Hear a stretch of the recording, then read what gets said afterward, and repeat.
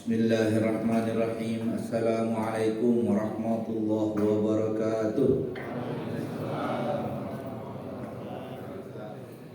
Innal hamdalillah nahmaduhu wa nasta'inuhu wa nastaghfiruh wa na'udzu billahi min shururi anfusina wa min sayyiati a'malina.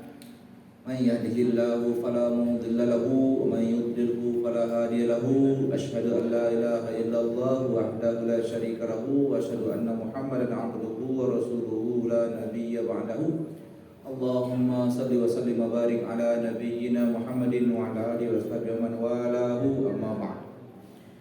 Jamaah salat maghrib sekalian, ini kita pada ahad yang keempat sudah menyelesaikan sholat maghrib.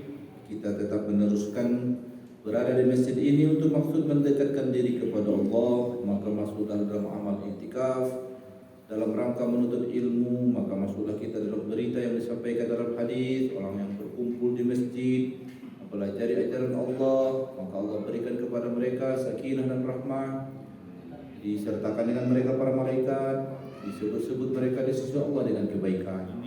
Dan amal menuntut ilmu itu dinilai sebagai amal fi sabilillah hingga selesai. Kita dalam tadabbur ayat Al-Quran dari surah An-Nisa. Pada 2 bulan yang lalu kita sudah selesaikan ayat 48 tentang bahaya syirik.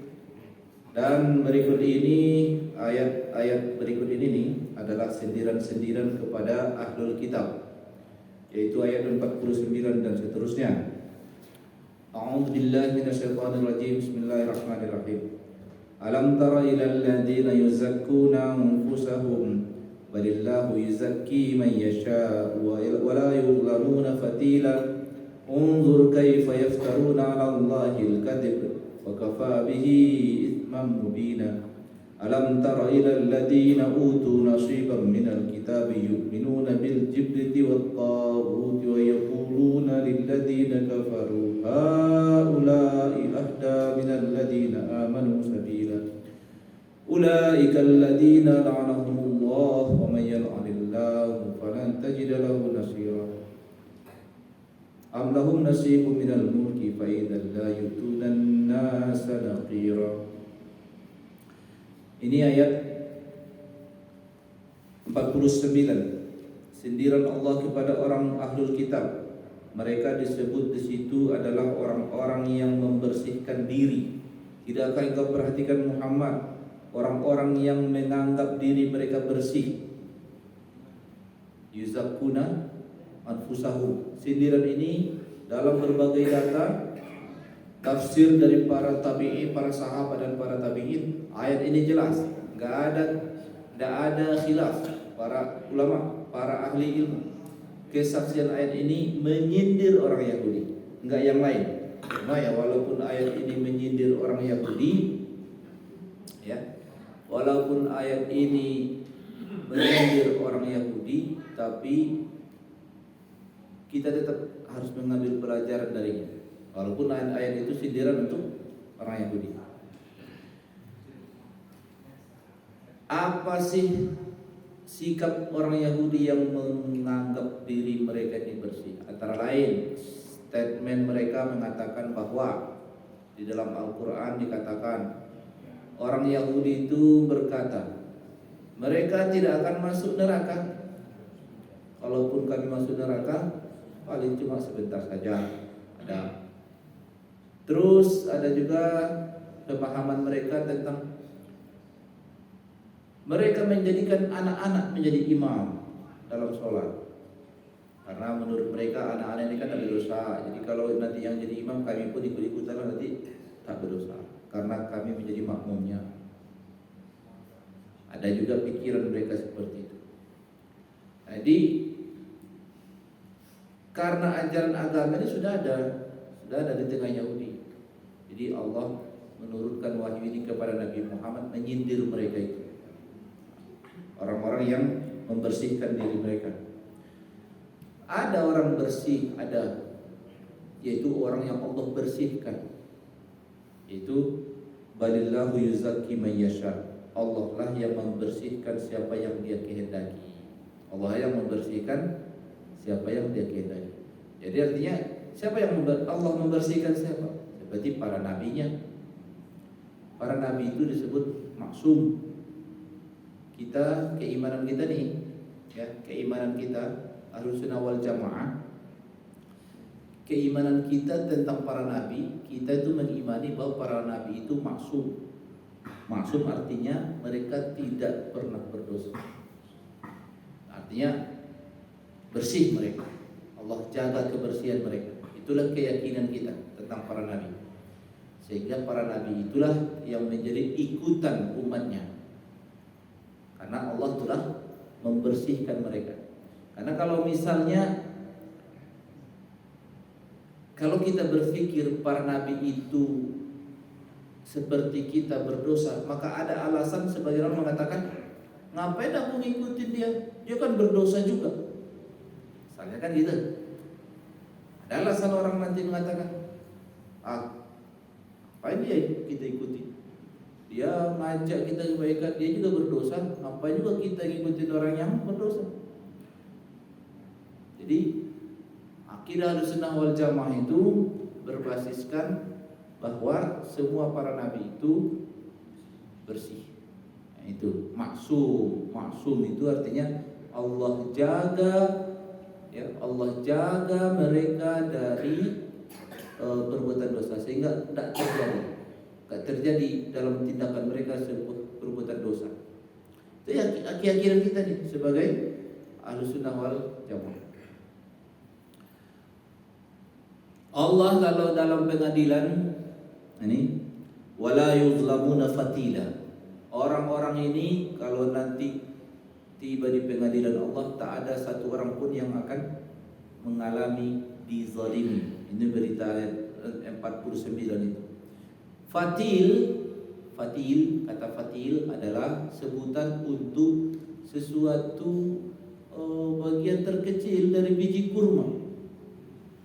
Jadi mereka tidak akan dizolimi sefatil pun. Fatil itu bagian terkecil dari biji kurma. Serat-serat yang halus di biji kurma. Kalau kita bolah kurma ada biji. Segitu pun kalau bahasa kita, tak dizolimi walaupun seujung kuku, tak dizolimi walau seujung rambut, sebiji sawi, apalagi sebesar zarah. Itu masih bersyarat itu kalau zarah itu ya. Yang persekitarnya seujung rambut, seujung kuku, seujung apa lagi biasanya? Secuil. Secuil kan ada? Itu sebutan untuk makna yang kecil. Itu. Sehelai rambut itu bahasa. Begitulah bahasa itu. Nah, sikap orang Yahudi ini kalau sindiran ayat Al-Qur'an itu kepada orang Yahudi ini, ayat 50 dibilang, "Unzur kaifa yaftaruna 'ala Allahil kadhib." Perhatikanlah Muhammad kepada orang-orang Yahudi. Jadi Yahudi ini yang paling banyak di dialog ayat Al-Qur'an ini selalu dengan orang Yahudi. Padahal kita enggak, ya, kenyataan hidup kita di Indonesia ini Yahudi itu enggak ada, gitu kan? Tapi data-data Al-Quran itu dialog dengan orang Yahudi itu banyak betul. Sebenarnya kalau ingin lihat Yahudi mendekati ajarannya lah. Kalau orang Kristen itu lebih dekat ke ajaran ini, Advent. Advent itu, Advent, Kristen Advent ya, nggak makan babi, nggak ada perayaan Natal itu, tidak ada bid'ah itu, satu, itu kan hari besarnya satu, mengikuti ajaran Taurat ya, inilah ajaran Tuhan tuh pikir, seperti yang diamalkan orang Yahudi itu. Advent itu berkembang dari nggak tahu entah dari Amerika atau dari Eropa gitu. Itu sekte juga, sekte. Jadi nggak makan babi, ya persis lah sama. Nggak ada perayaan Natal itu, nggak ada, itu bid'ah itu, ya. salib, pakai patung itu apa namanya, bid'ah itu.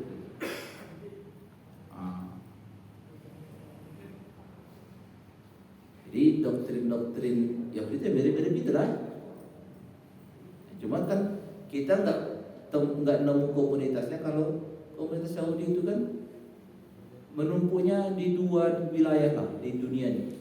Setelah ada negara Israel itu, di Israel, separuh lagi kira-kira sebanyak itu di Amerika. Itu yang di Israel itu dari mana datangnya? Dari Eropa. Nah gitu, di situ aja penumpukan mereka, nggak ada yang Armenia.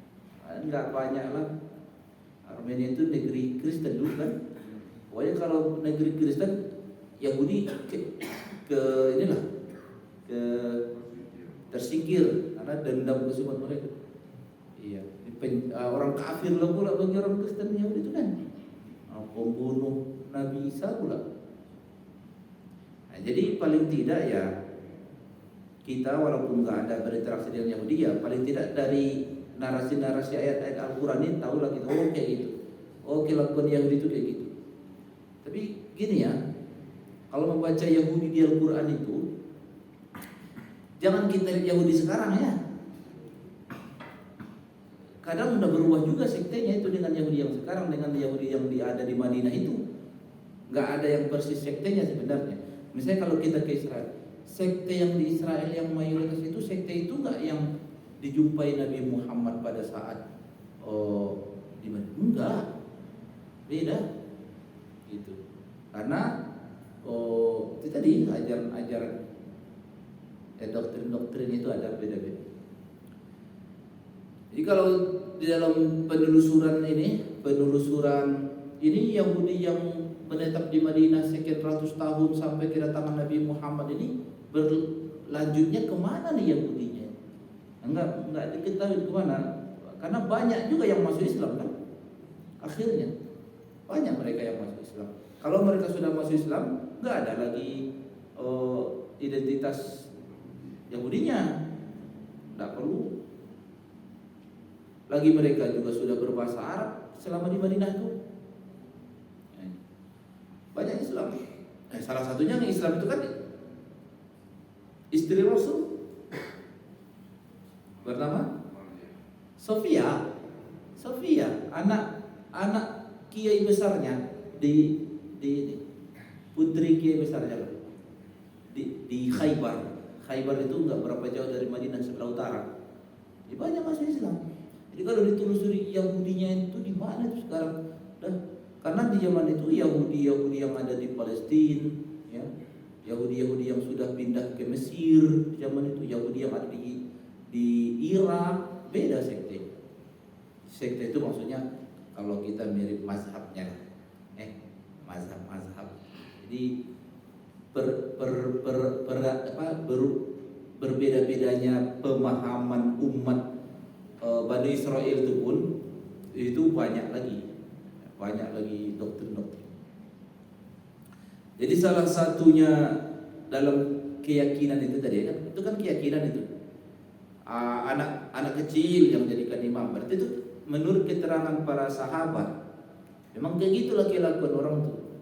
Jadi pemahaman ajaran Allah tuh sudah apa namanya? Sudah macam lari dari yang diharapkan, tentang fatwa-fatwa mereka tentang apa namanya itu pidana zina, ditakwilnya kan. Contoh misalnya gini, orang yang berzina itu jelas dihukumkan itu.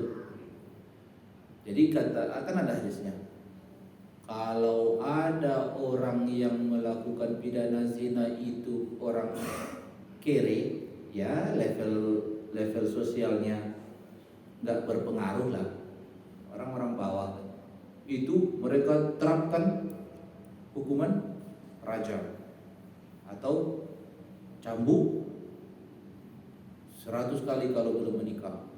Tapi kalau yang melanggar pidana itu tokoh-tokohnya berpengaruh, maka oleh hakim-hakimnya ini mentakwil hukum itu dengan seperti dihinakan. Jadi nggak dirajam karena tujuannya sama katanya. Karena dirajam itu tujuannya juga menghinakan, maka ini kita bikin hukumannya semacam dikasih label atau dikasih tanda di bajunya. Jadi ini kelakuan siapa yang mengubah konten hukum ini? Penafsir hukumnya. Gitu. Dan itu pernah terjadi di Eropa juga, orang-orang Kristen juga dulu yang membuat revolusi Eropa itu gara-gara hakim-hakim gereja itu pilih pandang bulu. Jadi hukum-hukum itu pas ke orang lemah harfiah dibikin. Pas orang-orang yang berpengaruh seperti dari keluarga raja atau dia mungkin dari tentara, nggak berani mereka bikin. Dibikinlah model hukuman yang baik. Takwilnya ya prinsipnya ini sama menjalankan hukum Tuhan juga. Itulah kerjaan para hakim itu. Ada aja lah pokoknya alasan dari penafsir hukum itu untuk membuat vonis. Nah, orang muak melihatnya. Kalau kayak gitu hukum tuh milik penguasa kalau kayak gitu. Jadi adalah rasa ketidakadilan, ya lama-lama orang revolusi. Itu selalu begitu. Kalau ketidakadilan itu terus menerus, udah lama-lama orang capek. Unzur kaifa yaftaruna 'ala Allahil kadzib. Perhatikan Muhammad berat betapa mereka mengarang kebohongan atas Allah. Maksudnya mengarang kebohongan atas itu maksudnya gimana? Jadi aku pemuka agama. Aku pemuka agama. Aku bilang begini. Kata Allah. Kalau kata Allah enggak kayak gitu. Nah itu kerjaan siapa ini? Kerjaan pemuka agama. Di masa Yahudi itu gitu banyak. Kita pun enggak boleh melakukan itu. Kalau kita lakukan itu Yahudi lah, mirip Yahudi lah. Ya, mentang-mentang audiennya nggak hafal Quran, nggak tahu hadis, ya kan? Kata Allah katanya, ngarang dia. Jadi yang disebut dengan mengarang, mencatut nama Allah padahal Allah nggak ada mengatakan begitu. Contoh, mereka bilang, kami ini nggak masuk neraka, kami nggak akan masuk neraka. Padahal kalaupun kami dibakar cuma beberapa hari saja. Nggak ada Allah berfirman begitu di Taurat, nggak ada. Ini karangan mereka aja. Itulah kelakuan-kelakuan seperti itu. Tentu ketika Allah menghina orang Yahudi di ayat ini, berarti pelajarannya buat kita sebagai pengikut Nabi Muhammad, jangan contoh tuh. Jangan bikin kayak gitu. Mentang-mentang kau ustaz, kiai, nanti suka-suka kau menafsirkan. Jadi tafsir kita itu di tengah umat Islam ini ada dua tafsir. Ada tafsir bil ma'thur. Tafsir bil ma'thur itu apa adanya dari data-data para sahabat. Itulah tafsir utama kita. Tafsir bil ma'thur. Jadi untungnya ya. Sejauh ini udah usia umat Islam nih 1400 tahun lah ya. Kita itu nggak pernah menafsirkan seperti misalnya, nggak, orang maling nggak perlu potong tangan, nggak ada. Tapi memang kita nggak amalkan aja itu aja. Ngerti maksudnya? Kita nggak bilang, nggak ada begitu. Maksud potong tangan tuh sebenarnya sama dengan memotong kemampuan dia. Nggak ada. Kita nggak ada tafsir ulama kita begitu. Jadi maling itu nggak usah kita potong tangannya, tapi kita batasi kemampuannya dengan cara dipenjara atau bagaimana lah. Nggak ada tafsir itu. Kita tetap potong tangan itu syariat. Tapi kenapa nggak kalian lakukan? Ya nggak kami lakukan aja. Tapi kami nggak mengubah-ubah nggak perlu harus kita belok-belokkan tafsirnya hanya dengan dalih tetap menjalankan syariat, tapi versi yang sudah dimodifikasi. Enggak. Paling umat Islam itu mempraktikkan potong tangan dua cara saja. Itu pun berdasarkan maksur ya. Seperti misalnya kalau Arab Saudi potong tangan di sini, ya kan, pergelangan. Kalau Iran potong tangan di atas praktek Ali bin Abi Thalib era sahabat memang tidak ada versi lain. Karena tafsir potong tangan yang versi Ali bin Abi Thalib itu dia sendiri mengeksekusinya, mengamalkan as-sariqu was-sariqatu faqtu aydiyahuma. Diprotes orang juga sebenarnya. Cuman nanya Ali, kenapa kau potong telunjuknya? Karena Al-Quran mengatakan dalam Al-Quran yaktubuna al-kitab biaydihim, mereka menulis kitab itu dengan tangan mereka. Yang menggerakkan kolam itu kan telunjuknya, bukan pergelangannya katanya. Ali bin Abi Thalib itu pakar hukum. Itulah yang dipakai Syiah dalam mengeksekusi. Potong tangan juga ada alat potongnya dia, sebesar itu arahnya dimasukin tuh, potong terus. Kalau di Arab Saudi lain, taruh situ. Kalau negara yang lain macam kita, Mesir, ya kita nggak pernah, saya nggak pernah dapat ada salah itu memahaminya, nggak begitu. Tapi kita nggak lakukan aja, nggak kita bilang ini salah itu mengeksekusikan ayat itu nggak kayak gitu, nggak ada kita komen kayak gitu. Paling ya kita nggak lakukan itu aja. Kira-kira bagus mana? Ya nggak ada yang bagus sih sebenarnya. Tapi mengubah tafsir itu nggak kita lakukan. Umat Nabi Muhammad itu kelebihannya di situ. Ya, nggak. Jadi mengubah hukum itu lalu kita senamakan itu lebih buruk, gitu kan? Jauh lebih buruk ketimbang ya kau tak lakukan ya kau nggak patuh, selesai.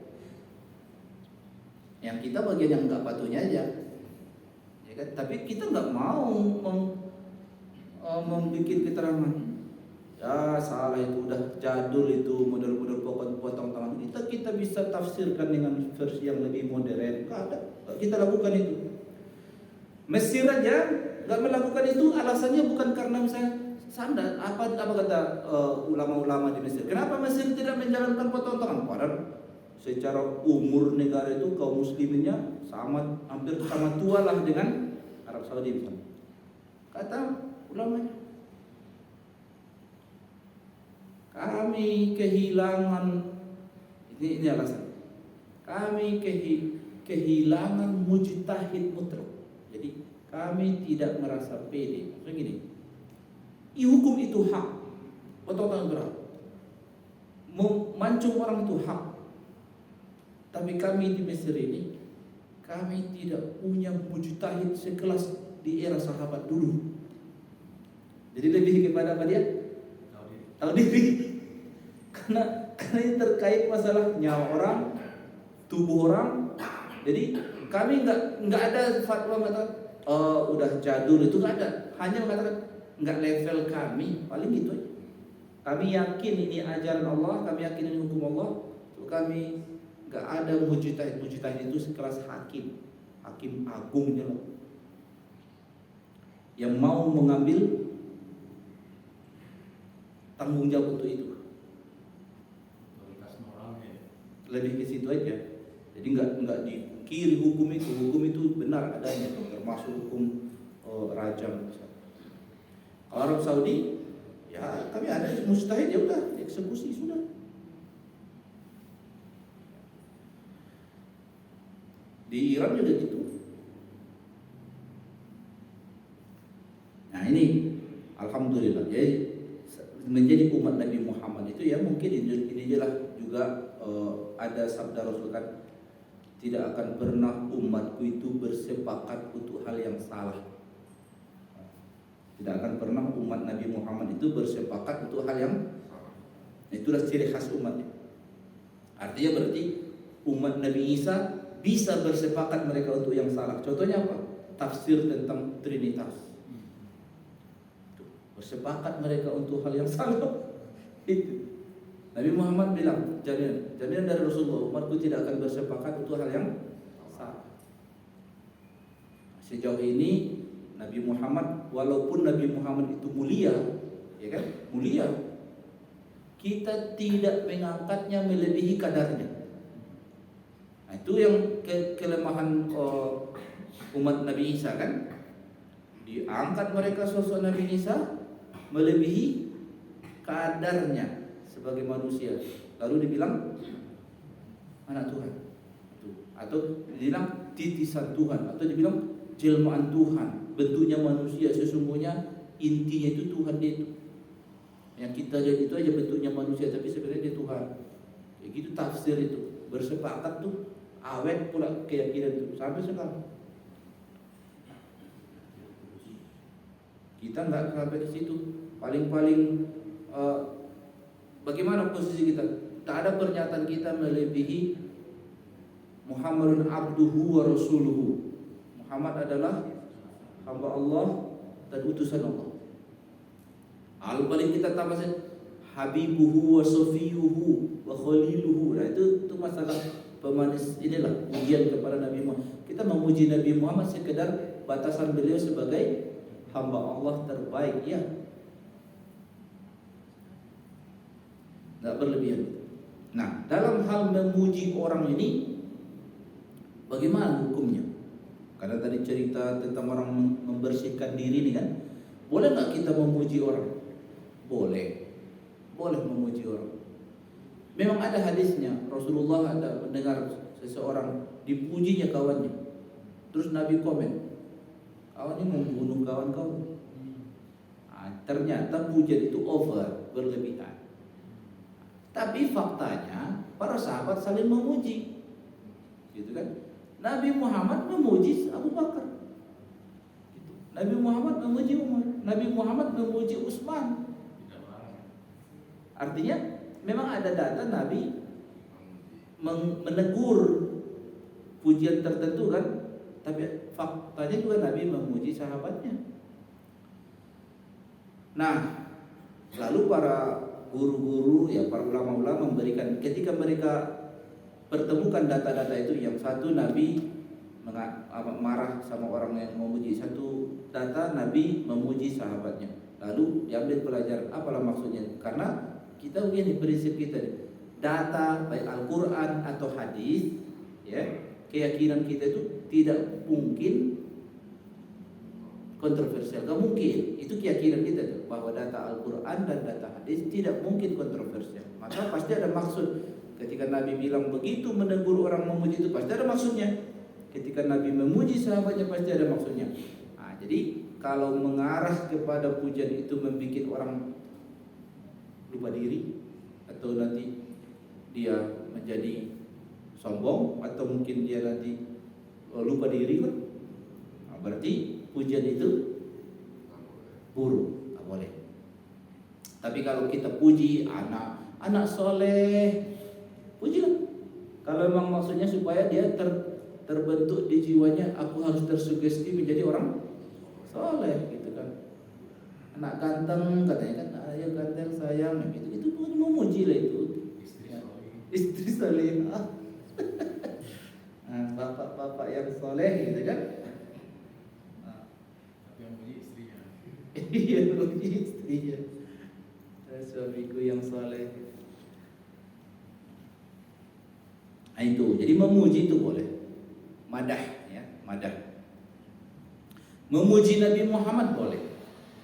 Memuji Nabi Muhammad boleh. Kemudian, alam tara ilal ladzina utu nasiban minal kitabi yu'minuna bil jibti wat taghuti wa yaquluna lil ladzina kafaru ulai ahda minal ladzina amanu sabila. Ini sindiran lagi.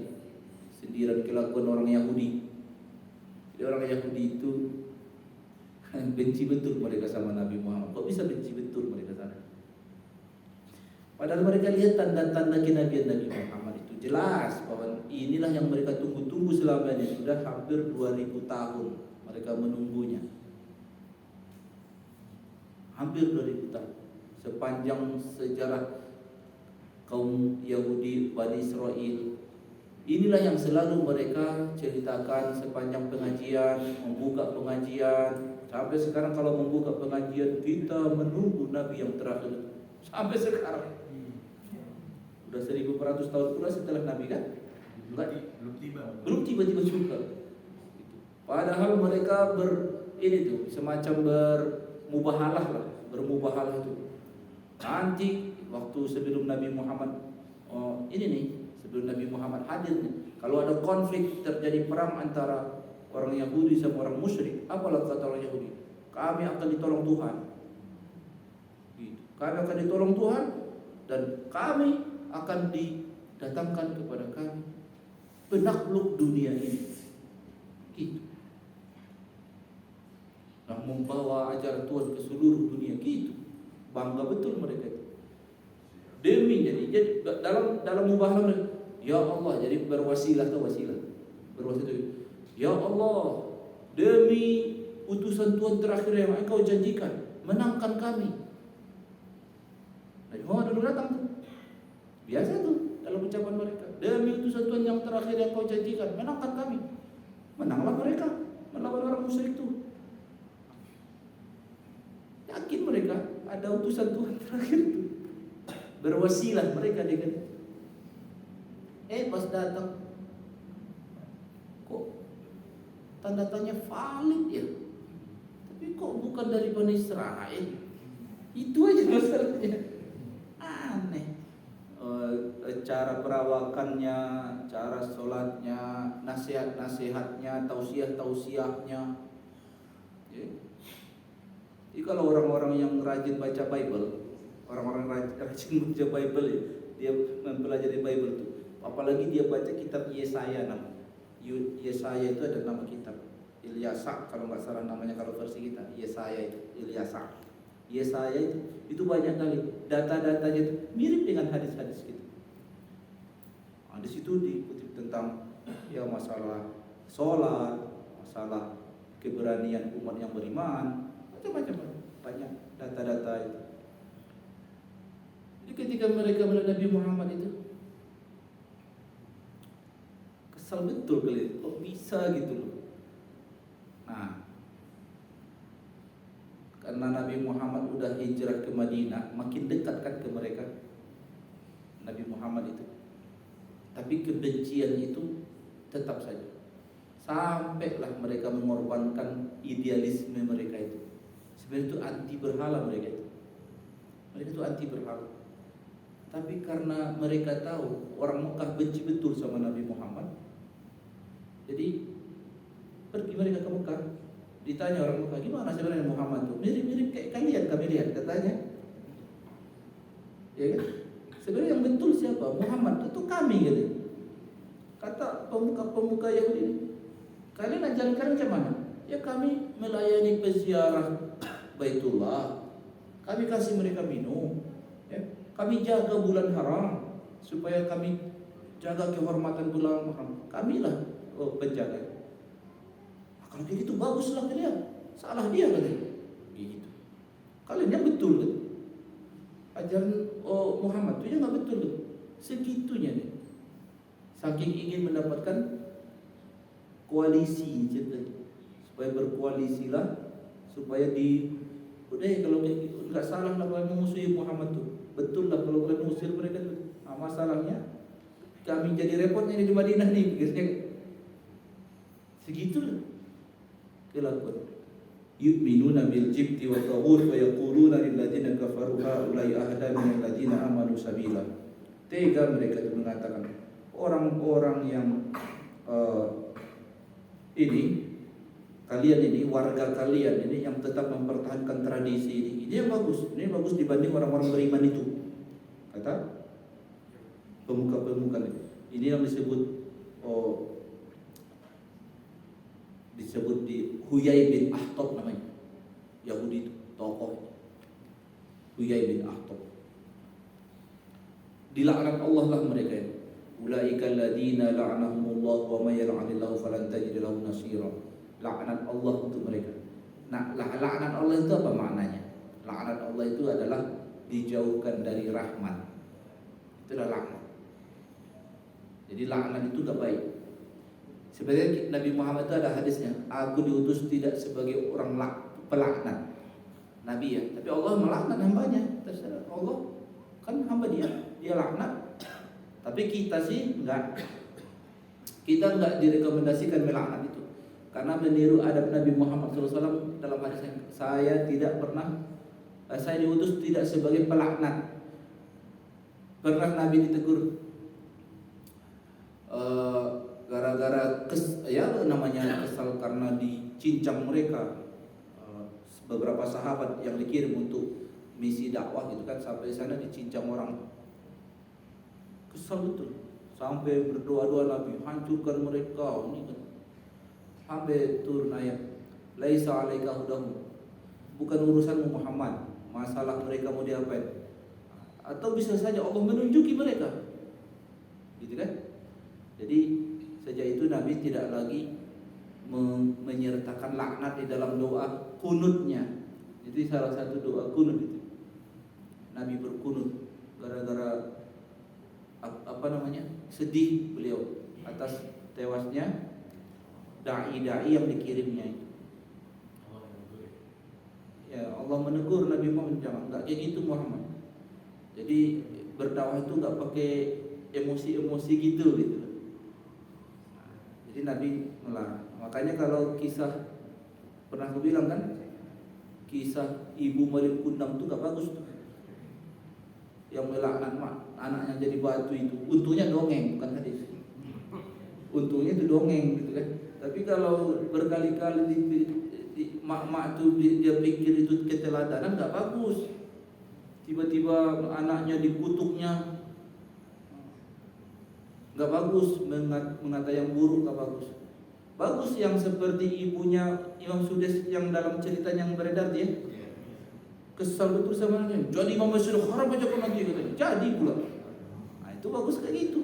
Nggak yang buruk. Kalau dikutuk jadi batu, mungkin nggak akan jadi batu, tapi otaknya kayak batu nanti kan, atau hatinya seperti batu,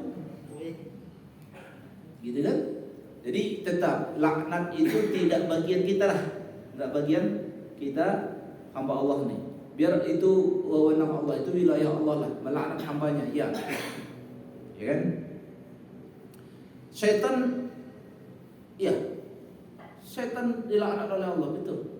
Jadi kalau kita bilang laknatullah alaih, sebenarnya kita hanya mengatakan laknat Allah, bukan kita yang melaknatnya kan? Kita hanya mengatakan oh Allah melaknat dia gitu kan? Kayak gini pun orang-orang diceritakan dalam ini Allah melaknat mereka. Ya kita ya laknatullah alaihim, karena memang Allah melaknat mereka. Sama kalau kita bilang sebaliknya seperti para sahabat. Kalau kita sebut Abu Bakar Siddiq radhiyallahu anhu, kenapa kita ucapkan? Karena Allah meridhai mereka dalam Al-Quran, radhiyallahu anhu wa radu anhu. Kita mengucapkan juga. Jadi kita mengulangi apa yang Allah katakan, itu aja. Jadi kalau misalnya iblis laknatullah alaih, karena Allah yang melaknat dia. Kita hanya mengatakan, ya Allah melaknat dia, gitu. Bukan aku melaknat dia, enggak. Dia Memang ada ayat kutukan Allah kepada orang-orang kafir. Disebut dalam Al-Quran itu la'anahumullahu wal malaikatu wan nasu ajma'in. Ada juga ayat itu. Tapi yang dimaksud wan nasu ajma'in di situ ya nanti di akhirat. La'anahumullahu wal malaikatu wan nasu ajma'in. Ini kalau orang itu dapat laknat dari Allah, wa may yal'anillah falan tajida lahu nasira. Berarti ada hubungan pertolongan Allah dengan laknat. Lawan laknat itu tadi rahmat. Kalau rahmat itu tadi lawan rahmat, lawannya laknat. Kalau rahmat Allah mengerti kekurangan kita. Berarti kalau laknat Allah tidak mau tahu kekurangan. Ngeri kan? Ngeri laknat itu. Kalau yang kita inginkan rahmat, kalau rahmat kita kejar, tapi kalau laknat jangan. Mengerikan itu laknat. Oleh karena itu kita sebaiknya lebih mendominasi yang rahmat aja, karena ada hadis bilang begini, man la yarham la yurham. Kalau orang itu tak punya rasa kasihan, ya rahmat itu kasihan. Kalau orang itu tak punya rasa kasihan, maka tak dikasihani dia. Jadi rasa kasihan itu bagus sebenarnya. Jadi itu yang dikedepankan, rasa kasihan. Jadi Nabi berdakwah ini pun rasa kasihan. Sabar-sabar Nabi mendakwai orang musyrik itu kasihan. Kasihan nanti meninggal mereka dalam keadaan musyrik. Kasihan nanti mereka abadi di api neraka, kasihan. Jadi karena rasa kasihan itu dia sabar. Kita itu harus ada rasa kasihan lebih besar. Karena man la yarham la yurham. Kalau nggak ada rasa kasihan, dia nggak akan dikasih. Hadis lagi apa? Ar-rahimuna yarhamuhumur rahman irhamu man fil ardi yarhamkum man fis sama. Orang-orang yang punya rasa kasihan itu akan dikasihi oleh Sang Pengasih. Ayo, kasihilah penduduk bumi ini semua, maka penduduk langit akan kasihan padamu. Jadi dikasihan itu bagus. Kalau ada bapak merasa kasihan sama orang, lalu terdorong untuk membantunya, bagus itu perasaannya. Perasaan itu sinyal-sinyal ilahi lah bahasanya. Ya, sinyal-sinyal ilahi, bagus itu. Gampang kasihan gitu kan. Suami kasihan sama istri, apalagi istri yang harus kasihan sama suami. Itu bagus itu ya. Lanjut dulu.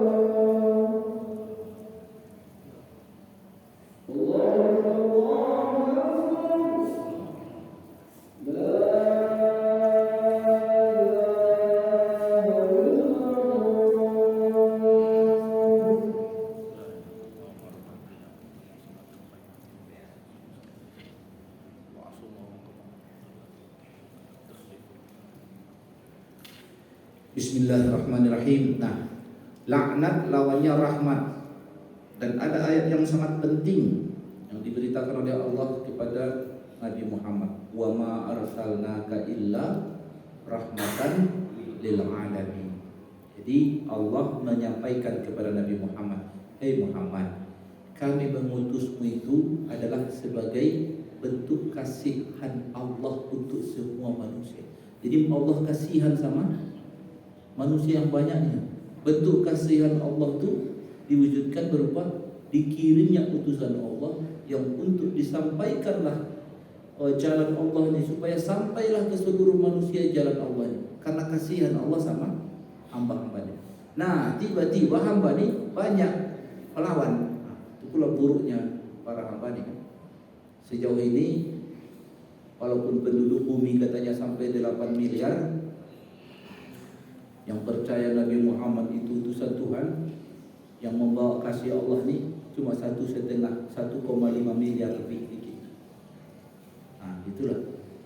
Jadi kasih Allah ini. Jadi kita sebagai umat Islam ini pembawa kasih Allah. Jadi seharusnya kita yang lebih hebat mendakwahkan cinta kasih ini dibanding orang Kristen. Benar, karena syariat kita itu jelas. Nabi juga bilang, "Bu'istu bil hanifiyati samha." Aku diutus dengan ajaran yang pemurah. Pokoknya diringankan semua syariat ke kita itu. Kasihan Allah sama kita sebagai umat yang terakhir. Kasihan Allah. Nah, jadi semua perbuatan baik kita boleh didasari oleh rasa kasihan. Pertama, kasihanlah kepada diri sendiri.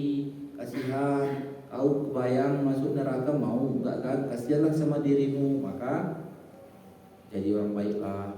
Kasihanlah sama anak. Nanti kasihan dia nanti kalau dewasa dia enggak tahu jalan yang benar, lalu kita sekolahin, kita ajarkan dia ajaran dengan kasihan kita. Kasihan kita orang-orang ini nanti hidup tak berilmu. Kasihan kita, dia salah cara ibadahnya, lalu kita sabar dalam mengajari. Jadi rasa kasihan itu pas untuk dijadikan sebagai ruh amal, ya, ruh amal. Nah, kasihan kepada pasangan saya juga, kasihan sama istri, kasihan, ya. Istri juga harus kasihan sama suami, kasihan dia, kasihan. Diizinkannya lah gitu kan, kasihan dia. Boleh dia itu amal soleh itu ya, karena dia ingin mendapatkan rasa supaya dia dapat kasihan dari Allah gitu kan, karena gitu janjinya tadi, man la yurham la yarham la yurham gitu. Jadi kalau kita memaafkan orang nih, kasihan kita, boleh nggak? Ya, kasihan kita. Bukan karena kita lemah, kasihan aja dia. Keterbatasannya mungkin dia nggak ngerti, kasihan lah. Nah, dengan harapan supaya nanti di akhirat aku pengen dikasihani. Ya, bagus itu. Itu harapannya. Supaya nanti di pengadilan Allah tidak dituntut berat gitu kan. Kalau bisa divonis bebas. Karena kasihan. Karena dulu ketika di dunia dia udah kasihan sama hamba-hamba Allahnya. Lalu Allah nanti akan mengasihi dia. Udah. Itu pun kita jadikan sebagai ruhnya beramal. Yang tak boleh itu dalam ayat, jangan kalian tidak menerapkan hukum Allah gara-gara kasihan, itu tak boleh.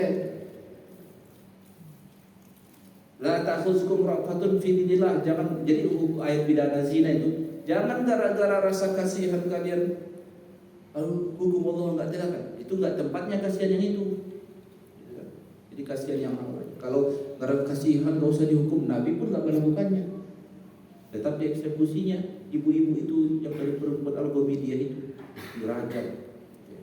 Jadi ingat, tapi rahmah itu adalah ruhnya kita beramal, karena kita meniru sifat Allah. Gak akan mungkin kita menyarankan, tapi itu sah sifat itu ditiru oleh kita, sifat rahmah itu.